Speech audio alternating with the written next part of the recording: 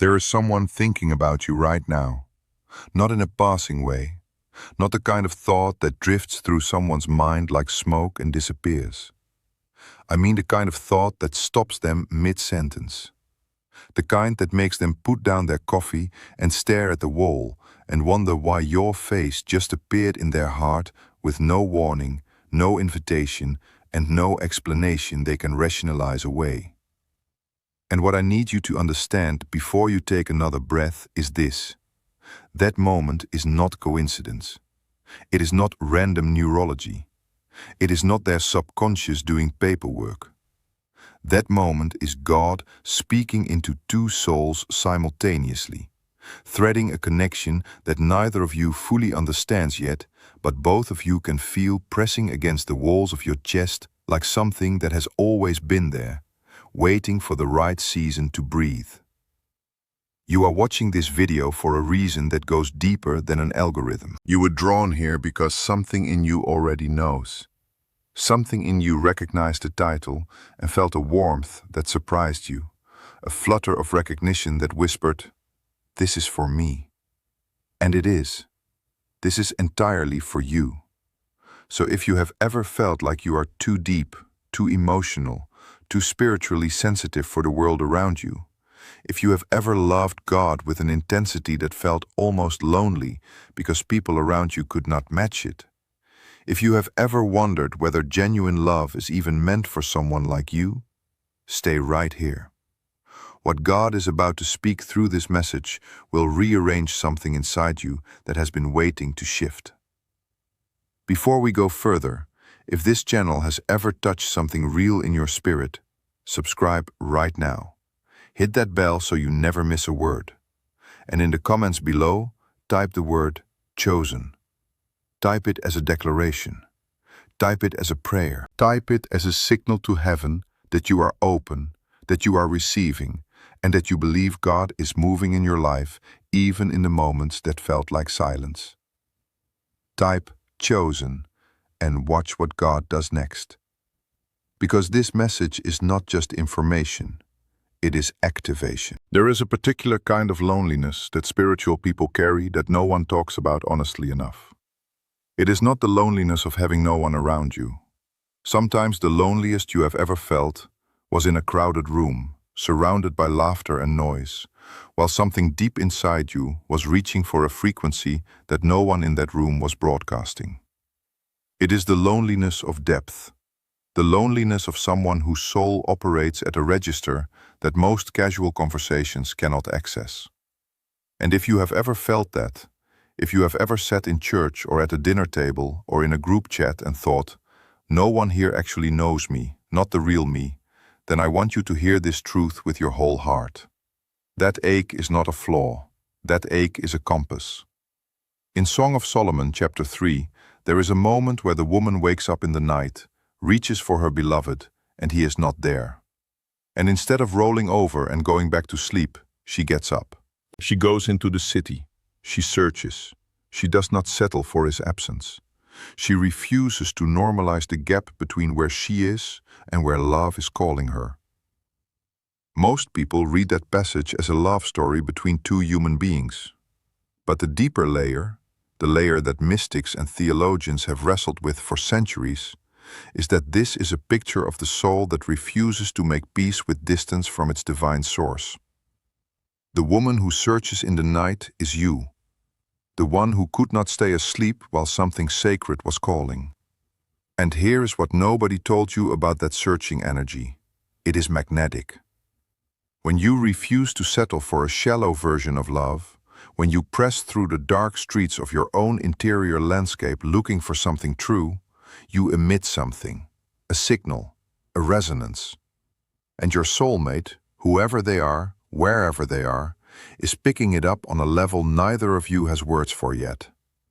God does not waste sincere seeking. Every honest prayer, every tear pressed into your pillow, every night you chose depth over distraction, those moments are being received. Not just by heaven, by the one heaven is preparing for you. Let me tell you about the science of what happens when two people are spiritually aligned and approaching each other's lives. Because God is not afraid of understanding, and truth does not run from examination. Researchers studying what they call emotional contagion have discovered that human beings broadcast emotional states through micro-expressions, through voice tone, through physiological signals that other people pick up without conscious awareness. We are, in the most literal sense, constantly transmitting. But here is where it gets profound. Studies in quantum biology and neurocardiology, particularly from the HeartMath Institute, have found that the heart generates an electromagnetic field that extends several feet beyond the physical body. And when two people are in emotional resonance, when their nervous systems are calibrated to the same frequency, that field interacts in measurable ways. Now bring that into the spiritual. Bring that into the reality that God, the architect of every atom and every nerve ending and every invisible field of energy in this universe, designed these systems on purpose. He did not accidentally build human beings to be walking transmitters and receivers of emotional and spiritual information. He built it deliberately, because He is a God of connection. He is a God who said in Genesis chapter 2 that it is not good for man to be alone, not as a judgment on solitude, but as a declaration about design. You were designed for resonance, and your soulmate is experiencing that resonance right now in ways that probably confuse them. They might be having dreams they cannot explain. They might be feeling an unexplained pull toward prayer, toward change, toward something better than what they have settled for. They might hear a song and feel a longing so specific it borders on grief. And they do not know yet that the longing has a name. They do not know yet that the name is the life they are about to walk into. But God knows. And God is orchestrating every signal, every dream, every unexplained moment of longing as part of a preparation that is far more intentional than either of you has dared to believe. Here is something that rarely gets said in spaces like this, but absolutely needs to be spoken directly and without decoration. Your soulmate is being changed right now. Not perfected, that is God's work across a lifetime, but changed, shifted, pruned in places that needed pruning, so that when they arrive in your life, they are not carrying the weight that would have crushed what you two are meant to build together. And this change, this divine renovation happening in someone you have not yet fully met, is happening in parallel with changes God is making in you. Because soulmate connection is not about finding someone perfect. It is about two people who have allowed God to do enough interior work that their broken places no longer catastrophically wound each other, but instead, remarkably, they fit. Like two pieces of the same original thing, separated and shaped independently, but always meant to interlock. In 1 Corinthians chapter 13, Paul describes love in a way that is so wildly impractical by human standards that most of us read it and feel a quiet despair, because we know we are not there yet. Love that bears all things, believes all things, endures all things. That is not a description of a feeling, that is a description of a formation. A person who has been so thoroughly shaped by God's love that they can extend it even when it costs them something. And that formation takes seasons. It takes silence. It takes the exact kind of loneliness you have been carrying, the kind that could not be filled by anything less than the real thing. Your loneliness has been doing something in you. It has been clearing out the noise. It has been stripping away your dependency on approval. It has been teaching you what you actually need versus what you thought you needed. Every person who was wrong for you, every relationship that quietly expired, every connection that felt almost right but never quite landed, those were not failures. Those were God's careful preservation of something that had your name on it before you knew what to look for. Now I want to speak about the unexpected ways your soulmate is receiving messages about you. And I want to do it honestly and specifically, because God communicates in texture and detail, not vague spiritual generalities. The first way is through prayer that surprises them. Your soulmate may be in a season where they are finally getting serious with God after a long period of distance or distraction. And in that new rawness of reconnection, they are praying for things they have never had the courage to name before. They are asking God for something real, something lasting, something that does not require them to shrink or perform.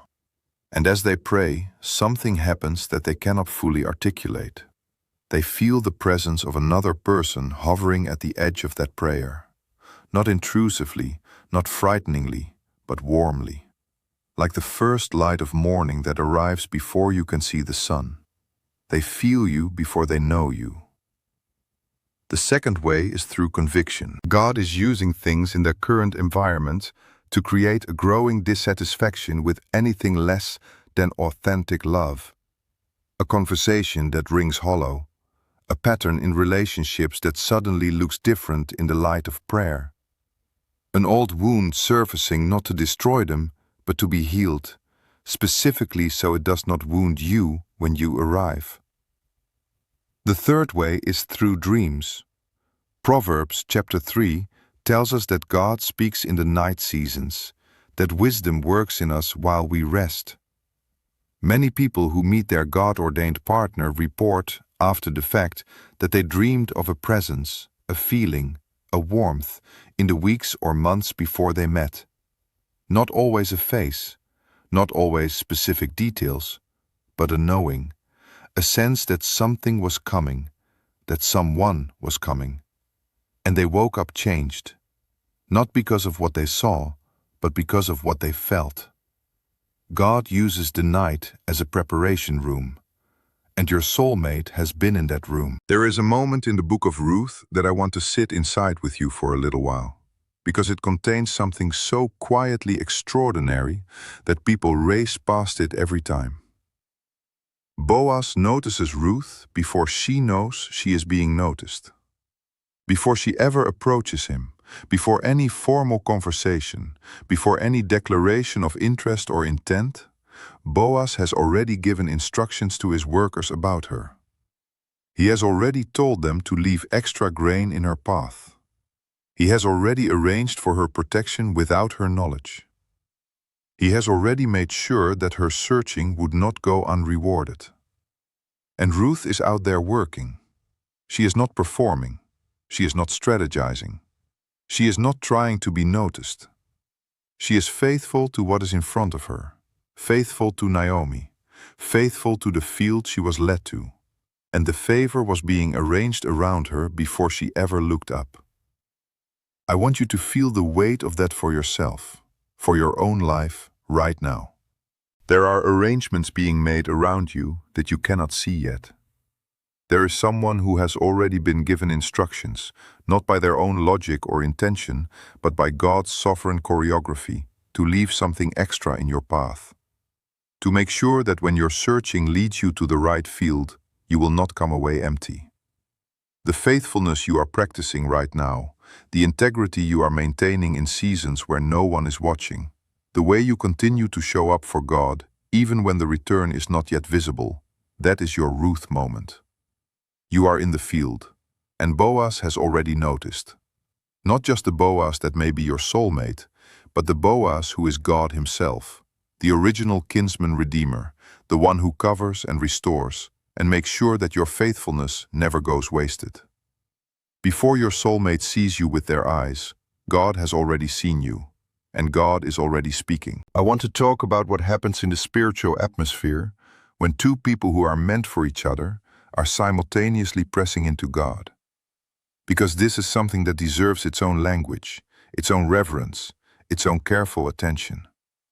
When you pray, you create what Scripture calls a sweet fragrance before God. Revelation 8 describes the prayers of the saints rising like incense before the throne. And when two people, separately, perhaps continents apart, perhaps only miles, are both lifting that fragrance, something happens in the heavenly realm that has earthly consequences. Their prayers begin to move toward the same altar. And God, who sees the end from the beginning, who holds all of time in a single eternal now, begins to orchestrate. He begins to align. He begins to remove what was blocking and open what was closed, and shift what was rigid and soften what was hardened. And the person who is your soulmate starts noticing. Not necessarily noticing you specifically yet, but noticing God more. Noticing a pull toward depth, toward surrender, toward something they cannot name but cannot stop moving toward. Isaiah chapter 30 verse 21 says, "Your ears will hear a word behind you saying, 'This is the way, walk in it.'" That voice does not always sound like thunder. Sometimes it sounds like an inexplicable peace that settles over someone when they make a decision that moves them toward you. Sometimes it sounds like the gentle unease that turns them away from something that would have delayed or destroyed what God is building. Your prayers are speaking, not just to heaven, through heaven, back into the natural world, into the life of the person being prepared for you. You are more powerful in your intercession than you know. The faithfulness of your spiritual life is literally shaping the journey of someone who has not yet arrived. Keep praying, not to manipulate, not to summon, but to align, because alignment is what makes the meeting inevitable. Let me tell you what happens inside a person when they encounter something or someone who reminds them on the deepest level of what they have been praying for. It is not always fireworks. It is rarely cinematic at first. In fact, one of the most deceiving things about divine connection is how natural it feels, how uncomplicatedly itself it arrives. There is a recognition that happens in the spirit before the mind catches up. Like seeing a word in a language you forgot you knew. Like hearing a melody you are certain you have never learned but somehow already know every note. In John chapter 1, when Andrew meets Jesus, the text says he found his brother Simon immediately and said, "We have found the Messiah." Immediately. No long processing period. No committee meeting. Just recognition. And I want you to hold that word, recognition, because it is the operative word in divine connection. Your soulmate is not going to feel like a stranger who becomes familiar over time in the ordinary sense. They are going to feel like someone you recognize. Someone your spirit already knows, even though your mind has no logical reason for that knowing. And this recognition is God's fingerprint on the connection. It is His signature. Because God does not do counterfeit intimacy. When He authors a love story, He writes it in the language of the soul, not the language of performance or projection or neediness. The recognition your soulmate will feel when they encounter you, in whatever form that encounter takes, will be one of the unexpected messages they have been receiving made suddenly visible, suddenly tangible. All those inexplicable prayers, those dreams with no faces, those moments of longing they could not explain, they will look at you and suddenly understand what all of that was pointing toward. And you will feel it too. That holy sense of, "Oh, there you are. I have been waiting for you without knowing I was waiting." Here is where I want to speak to the part of you that has been quietly afraid. Not the surface fear, not the anxiety that you can identify and name and manage with deep breathing. I mean the underground fear, the one that lives in the marrow, the one that whispers, "What if I am too much? What if I am too intense, too spiritually minded, too emotionally complex, too far from ordinary for someone to genuinely want to stay? What if my depth reads as heaviness? What if the very things that make me who I am are the things that will keep real love at a distance?" I want to address this directly because God would not let me finish this message without speaking to it. That fear is a lie. Not a gentle misunderstanding, a lie. A specific, targeted, purposeful lie designed to make you dim yourself down to a size that would fit the wrong person. Because the enemy of your soul knows that if you walk in the fullness of who God made you to be, you become magnetically visible to exactly the person God has calibrated to love you well. Your intensity is not a liability, it is a filter. It eliminates what cannot carry it and draws forward what can. Psalm 139 says you are fearfully and wonderfully made. The word fearfully there comes from a Hebrew root that means to stand in awe. You were made in a way that produces awe. That is not arrogance, that is theology. You were not made as a rough draft. You were not a practice run. God did not design you with features he later regretted and wished he could recall. Every layer of your complexity, every dimension of your spiritual sensitivity, every depth of your emotional capacity, these are intentional. And somewhere, there is a person who has been asking God specifically for someone with those exact qualities. Someone deep, someone real, someone who takes God seriously, someone who will not flinch at the weight of genuine love. That person is not imaginary, and they are receiving messages about you right now in ways that are more real than anything your fear has been telling you. So where does this leave you? Not suspended in beautiful ideas with nowhere to put them. Not emotionally stirred, but practically unchanged. Here is where it leaves you, in the most important place, in the hands of God, fully, deliberately, trustingly, not passively, not numbly, not with the kind of surrender that is really just giving up dressed in spiritual language, but actively engaged surrender. The surrender that says, God, I trust your timing more than my timeline. I trust your design more than my strategy. I trust that what you are building in me and through me and toward me is better than anything I could manufacture through effort or anxiety or longing turned into grasping. Romans 8:28 does not say all things feel good. It says all things work together for good to those who love God and are called according to his purpose. The working together is happening right now in your life. The things that felt like detours, the relationships that ended, the seasons of waiting that felt like abandonment, they are all being woven. God is the master weaver, and you are not seeing the tapestry from the right angle yet. You are on the underside, looking at knots and loose threads and colors that do not seem to match. But turn it over. Let God turn it over. And you will see that every single thread was necessary. Every color was chosen. And the image emerging is more beautiful than the one you would have designed if left to your own trembling hands. Your soulmate is receiving messages about you right now. Not because you performed for it, not because you earned it, but because God's love is that specific, that intentional, that personal. He has not forgotten you. He has not overlooked your name. He is not waiting for you to be more worthy before he moves.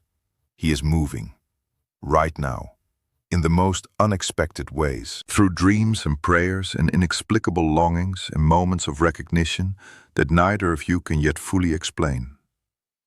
Trust the process. Trust the weaver. Stay close to God, and everything else will find you. Subscribe to this channel and keep coming back, because God is not finished speaking. Comment "Chosen" below if this touched something real in you. Share this with someone who needed to hear it today. And know this, deeply and without doubt. You are seen, you are known, and you are loved by a God who does not leave his children without the good things he promised. The best is not behind you, it is coming, and it is closer than you think.